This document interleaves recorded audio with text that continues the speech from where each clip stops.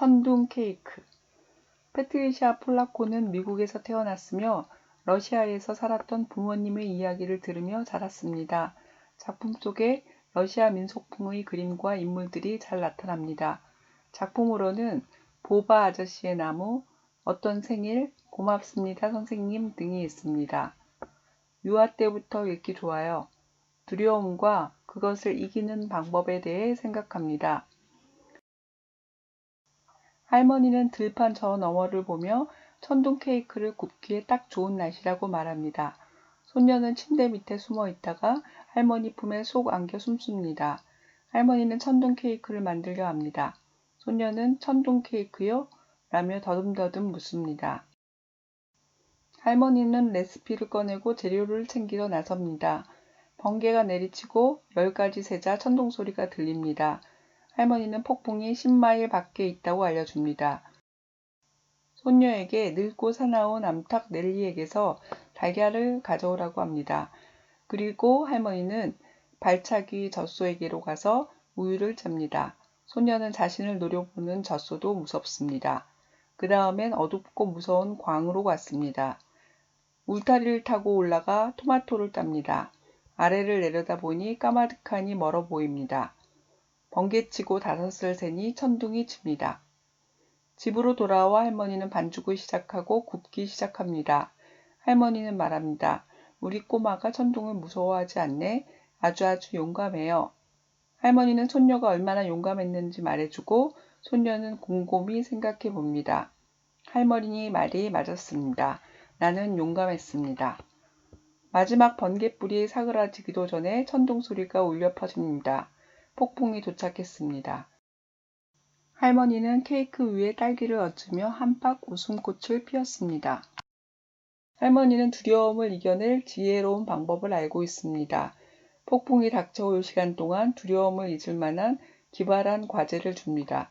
폭풍뿐만 아니라 쪼는 닭과 높은 울타리까지 극복할 수 있는 훌륭한 과제입니다. 할머니처럼 멋진 과제를 주며 어린이가 직접 부딪히도록 격려한다면 어린이들은 기꺼이 도전할 것입니다. 그리고 그것이 얼마나 용감한 일인지 말해준다면 자신이 용감하다는 자신감을 갖게 될 것입니다. 얼결에 시도했던 손녀가 비로소 자신이 용감하다는 것을 깨닫는 것처럼요. 때로는 다른 사람들도 두려움을 갖고 있다는 것이 위안이 될 수 있습니다. 나만 겁쟁이가 아니라는 안심이 듭니다. 다른 사람의 두려움을 들으면 나의 두려움도 쉽게 말할 수 있습니다. 내 두려움을 겉으로 드러내는 것만으로도 두려움을 해소시키는 좋은 방법입니다. 어른들과 다른 친구들이 두려워하는 것들을 이야기해 준다면 어린이들은 숨기며 가슴 졸이던 자신의 두려움을 이야기할 수 있을 것입니다. 그것이 왜 두려운지 물어봅니다. 원인을 알지 못하면 더욱 두렵습니다. 이유를 생각하면 그것이 두려워할 만한 것인지 그럴 필요가 없는지 생각하게 되며 스스로 두려움을 이겨나가는 방법을 찾을 수 있습니다. 뜻을 살핀 후 이 말을 넣어 문장을 만드세요.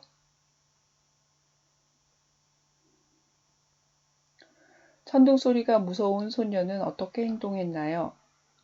천둥 케이크에 들어갈 재료는 무엇인가요? 소녀는 할머니가 용감하다고 칭찬했지만 자신은 용감하지 않다고 말합니다. 왜 그렇게 말했나요? 소녀가 자신은 용감하지 않다고 이유를 말했지만 할머니는 그렇지 않다고 말합니다. 이유가 무엇인가요?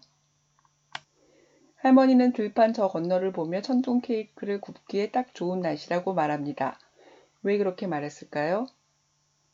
소녀가 무서워하는 것들은 무엇인가요? 폭풍이 얼마나 멀리 있는지 어떻게 알 수 있나요? 천둥이 고함을 치듯 울부짖는 것은 어떤 소리를 말할까요? 닭이 쪼는 것과 젖소가 노려보는 것, 그리고 울타리에 올라가는 것을 두려워하는 이유는 같은 점이 있습니다. 같은 점은 무엇일까요? 소녀가 스스로 용감했다고 생각한 이유는 무엇일까요? 할머니가 마지막 딸기를 케이크 위에 올릴 때 한박 웃는 이유는 무엇일까요? 여러분이 가장 두려운 것은 무엇인가요? 왜 두렵나요? 엄마가 두려워하는 것은 무엇일까요? 친구들이 두려워하는 것은 무엇인지 아나요? 두려울 때 무엇을 하면 좋을까요? 두려워할 필요가 없는데도 두려워하는 게 있나요?